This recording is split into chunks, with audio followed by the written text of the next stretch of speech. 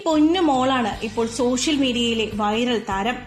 അച്ഛൻ പാടാൻ തുടങ്ങിയ വേദിയിൽ അച്ഛനെ മാറ്റി നിർത്തി പാട്ടുപാടി കയ്യടി നേടിയ 3 വയസ്സുകാരി.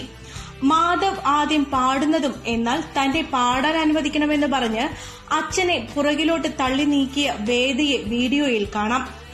ഓർക്കസ്ട്രയ്ക്കൊപ്പം അതിമനോഹരമായി പാടിയ വേദിയെ നിറഞ്ഞ കയ്യടിയോടെയാണ് സദസ് സ്വീകരിച്ചത്. ഇത്ര ക്യൂട്ടായി പാടിയ വേദമോൾക്ക് 1000 ലൈക്ക്. മകളെ പുറകിൽ നിന്നുകൊണ്ട് മാധവ് സപ്പോർട്ട് ചെയ്യുന്നുമുണ്ട്. പൊന്നുമോളുടെ പാട്ട് ഇഷ്ടമായെങ്കിൽ ഒരു ലൈക്ക് നൽകണേ.